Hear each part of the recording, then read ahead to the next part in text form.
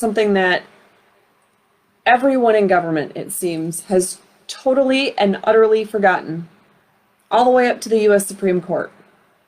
We don't get our rights from government, period, ever. They don't come from the government. Where do they come from? Rights come from God. Now, did I just get that from the Bible? Well, yeah, okay, it says it in the Bible, but guess what? It says that in our U.S. Constitution and in our state constitution.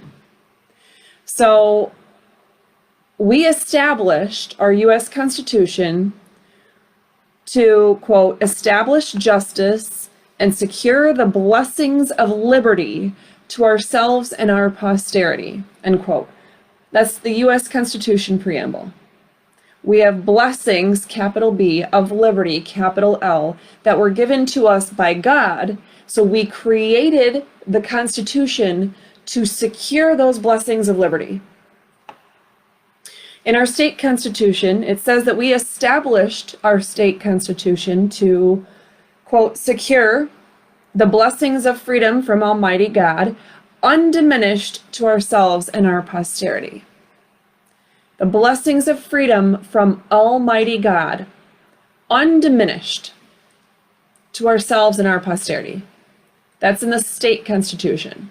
So, although I do believe in the Bible, me telling you that our rights come from God isn't something that is, extraneous to the concept of government. It is literally the foundation of our U.S. and state constitutions, and therefore our U.S. government system and our state government system.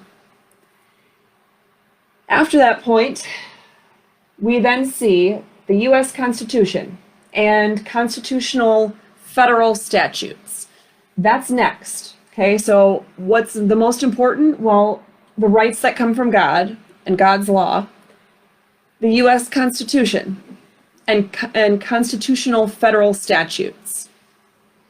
After that, you have the state constitution.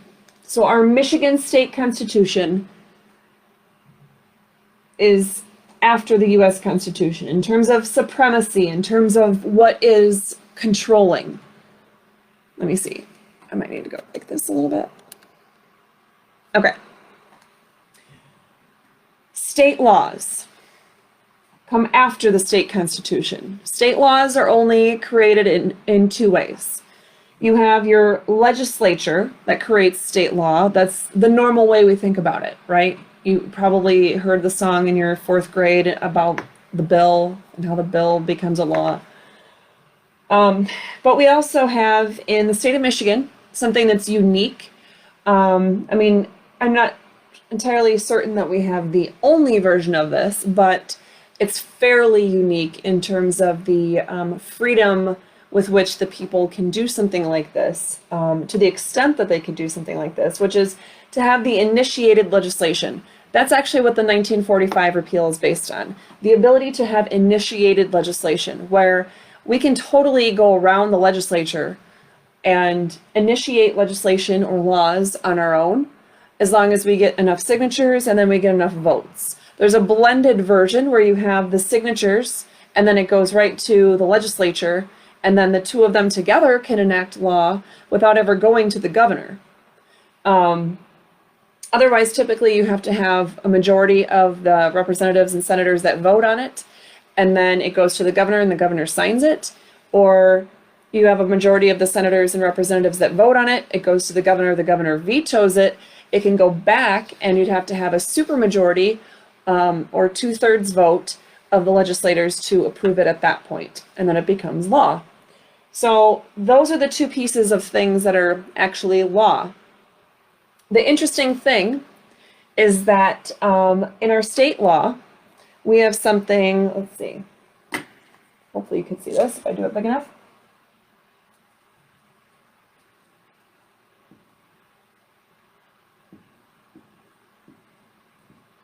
MCL 8.8. MCL 8.8, Michigan Codified Law 8.8. That's a very low number. A lot of the stuff we've been talking about is in the hundreds. So 8.8 tells us that it's been around for a while. So what is 8.8? 8.8 tells us exactly what laws are. That is the law in Michigan that tells us what laws in Michigan are, kind of a circular thing. But it tells us that we have constitutionally enacted legislation or constitutionally initiated legislation that's done by the people that we just talked about. Those two things. There's a third thing in there.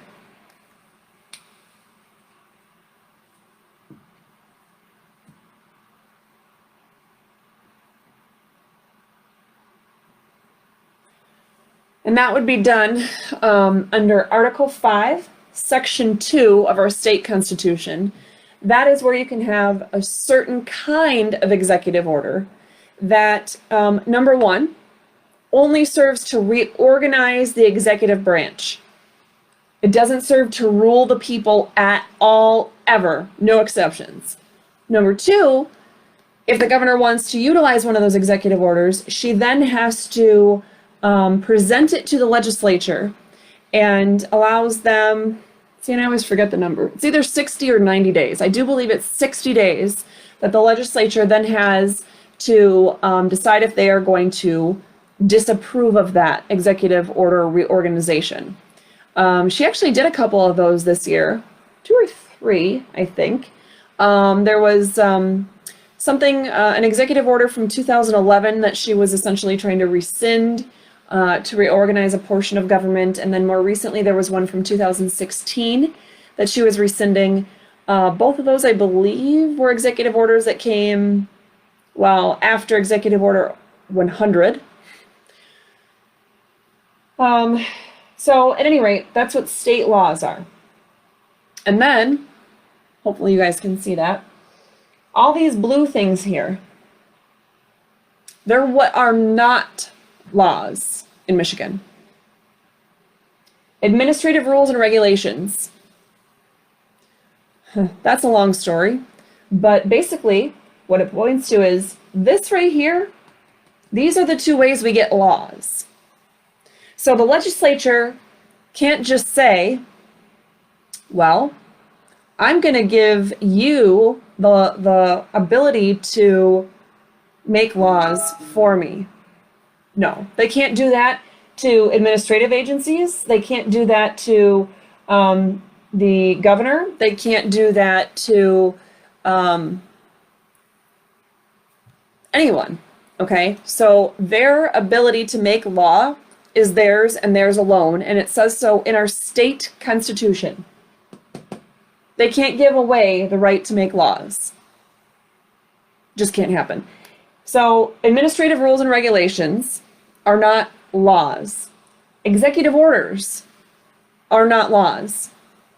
The only thing that is deemed law of an executive order is when the governor is reorganizing the executive branch under Article 5, Section 2 of our state constitution, and she presents that reorganization executive order to the legislature, and then the legislature has taken the 60 days that they are allowed under the Constitution to decide whether they are going to disapprove of that, and they decide not to. Then at that point, that executive order can then have the force and effect of a law that is reorganizing the executive branch, period. That's it. But regular executive orders, nope. It's not a thing. You can't have executive orders to rule the people, period. But what about MCL 10.31 and MCL 30.403? Well, those are the two statutes that the governor is using, right? The 1945 law is 10.31. The 1976 law is 30.403. Both of those laws say that as long as she has declared a state of emergency, she is allowed to use executive orders to essentially rule the people, to control the people, to reduce the risk of injury to person or property because of some sort of emergency. I agree that that's what the statute says. Doesn't matter what it says, though, because if a statute, if a law does not comport with what the state or the U.S. Constitution says, it doesn't matter what it says, it's not enforceable. So when we have executive orders that are criminalizing behavior that was not properly criminalized under the normal legislative process, that's not constitutional. When we have statutes like the Freedom of Information Act, or even fire codes, or the Open Meetings Act, that our governor, through executive order, says, I'm going to go ahead and all those laws that I just talked about, we're just going to cross those off like those don't even exist. That's not okay. How about all the ways that the governor has tried to do this? She is literally telling everyone, wear a mask, it's the law. No, because your executive orders are not law. They're literally meaningless pieces of paper. They do not get to rule us at all. I would love to be able to debate this issue on the steps of the Capitol with either the governor, who is supposedly a licensed attorney, or the attorney general, who is also supposedly a licensed attorney, yet they don't seem to understand the concept that executive orders are not law. These are not the kind of executive orders that are in Article 5, Section 2. And if you have a state law where the legislature of 1945 or the legislature back in 1976 said, you know what, Governor, we're going to give you the right to be king or to be queen, and you can just decide everything for us. It doesn't matter. I totally disagree with the analysis that the governor and the attorney general have been using to say how she can do different things within that statute. And no matter what, the law is very clear that even the law, as crappy as it is, it very clearly says that after the 28th day, she does not have any right to issue these executive orders anyway. So the unconstitutional law itself says, nope, you're done. She doesn't care about that. So, this is getting into that 1945 repeal. Okay, we can get rid of that, which basically stops the issue of the 28-day problem, supposedly. But she's creating all these new executive orders and redeclaring states of emergency and states of disaster and everything else. So, Mike, am I boring you there?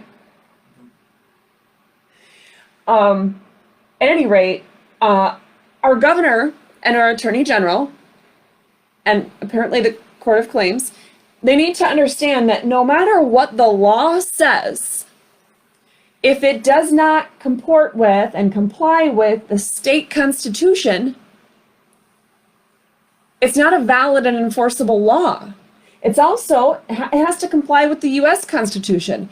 Any law that does not comply with the U.S. Constitution or the state constitution, it's like it doesn't even exist. It can't. Because laws can only happen within the context of the Constitution. These two things, the U.S. and the state constitution, are literally the contracts that we created with each other as the people to say, okay, we're going to come together, we're going to live in this land, in this territory together, to have a society where the sole purpose is to secure the blessings of freedom from Almighty God. That's what it says in our state constitution. And in our U.S. Constitution, to establish justice and to secure the blessings of liberty to ourselves and our posterity, right? So that is the purpose that we're creating government in the first place. And how do we do that? Well, anytime you have any kind of organization, you have some sort of a contract, right? You have a deal you're striking, you write it down in a contract. Whether you have a multi-member LLC or you have a whole corporation and you have your articles of incorporation, that's essentially a contract where everybody has come together and they're putting their name on the dotted line to say, yep, this is how we're going to form this particular organization. We formed our country, our entire country, on a contract, the U.S. Constitution. Nothing else can stem from that unless it actually comes from the U.S. Constitution. If the government is not given a particular power under the U.S. Constitution, then that power doesn't exist. The government can't just create its own power.